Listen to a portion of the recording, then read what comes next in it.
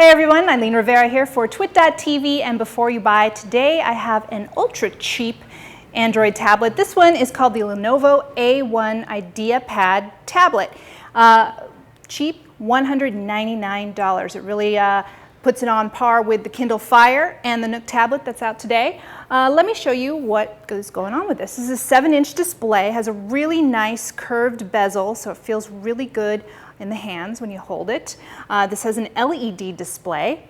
It's also single core, and it's running Gingerbread, which is really interesting. I think because it's single core, that's why it's not running Honeycomb, which is the predominant OS on many Android tablets today. It has a front-facing and rear camera here. It's only 3 megapixels, but you could still do some, video conferencing calls with it. This unit here itself has 16 gigs of internal storage, but there's also a micro SD card slot here. You can expand that up to 32 gigs. There's the speaker there. Let's talk a little bit about battery life. Battery life was pretty decent out of the box. I didn't have to charge it for about 3 days. The other thing that they're touting here is offline maps. So once you download all the maps that come with the NavDroid app here, you can actually essentially put this on your dashboard and use it like a GPS device. Doesn't need Wi-Fi. All right, let's talk about performance. Now you can see here as I'm kind of scrolling back and forth, it's a little jaggy here, and you got to be careful when you scroll between app icons. Make sure in the app drawer that you don't actually touch one of the icons. You could possibly launch one of those apps. Other thing about this device, some games load very, very slowly, and I think that would be very, very, very frustrating for, say, kids who play. It's going to take a while.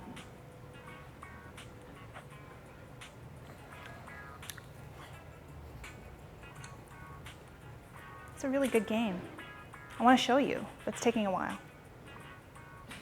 Oh, hey! This one's Fragger. One more thing about the device, it comes in other colors. I have the black one here, but it comes in blue, pink, and white.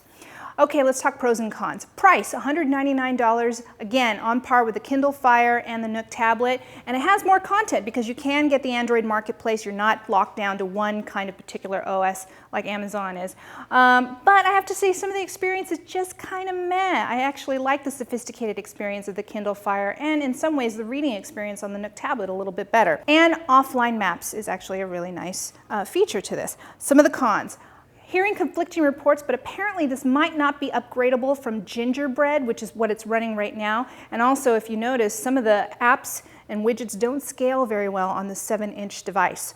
The LED display, when you tilt it, the viewing gets a little muddy, not so great. You have to really kind of look at it head on.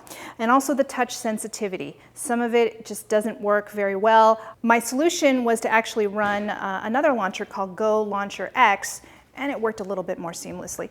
I hesitate to recommend this because if you were experiencing Android for the first time, I think you will be very, very frustrated, and that's not the kind of experience I want you to have with your first Android device. So, is this a buy, try, or don't buy? For me, this is such a meh device. I say save your pennies or maybe get the Kindle Fire. This is a don't buy.